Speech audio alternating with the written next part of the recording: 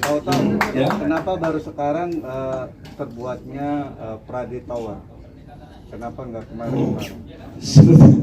Seperti yang saya katakan, dulu kita berdiri tidak ada uang. Saat itu tidak ada uang.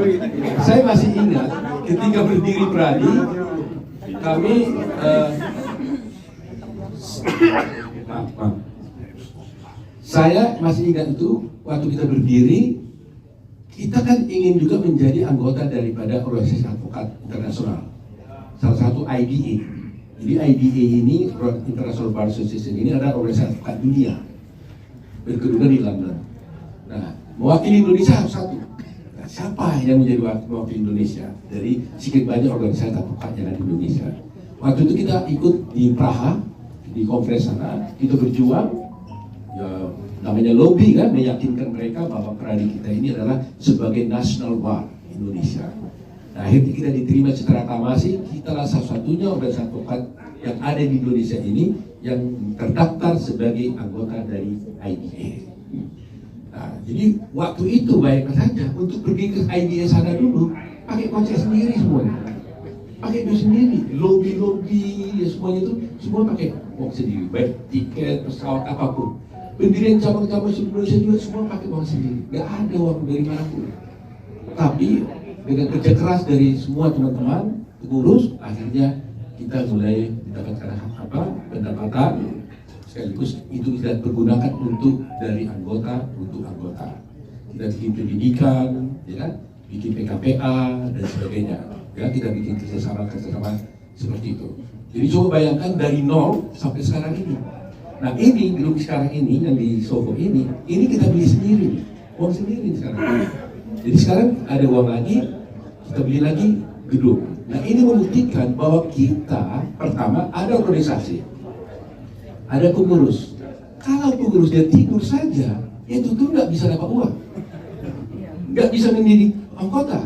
Jadi aku pikir uang dari mana? Ya, kalau kami tidur, emangnya dapat uang? Emangnya dapat pendidikan, bisa melakukan pendidikan pada anggota? Karena itu semua tim bekerja keras.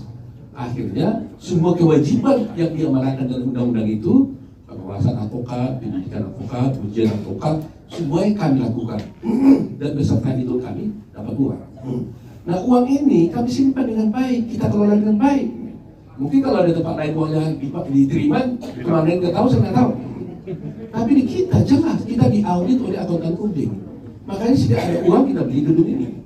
Kemudian kita juga membeli gedung-gedung kantor cabang di seluruh Indonesia. Bandung kita juga punya kantor di sana. Kerjasama dengan cabang sana, mereka juga keluar uang, kita keluarkan uang.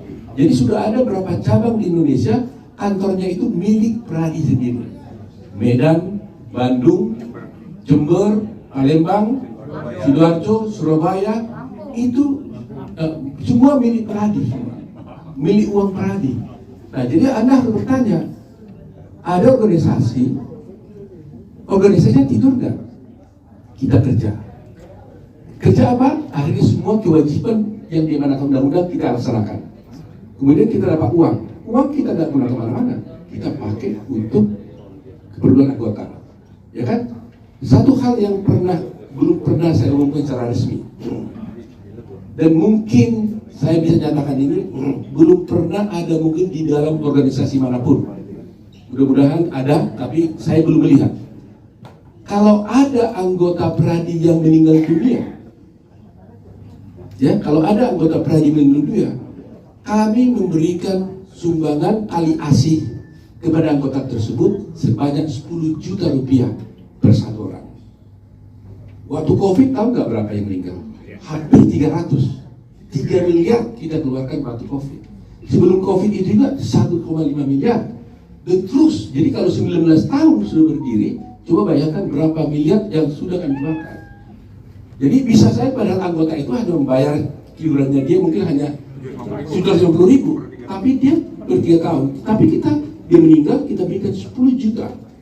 Nah ini bukti bahwa kita kelola uang ini dengan baik. Ya, sudah kita kasih kepada anggotanya 10 juta setiap orang yang meninggal kepada ahli warisnya, dan uang untuk memberikan kantor kita siapkan di sana di Soho, di Miami. 7 lantai kita siapkan di sana. Jadi nanti ini akan pindah ke sana. Di sana ada ruang sidang Dewan Kehormatan Daerah, ruang sidang Dewan Kehormatan Pusat, semua PBH ada di sana, YLC di sana.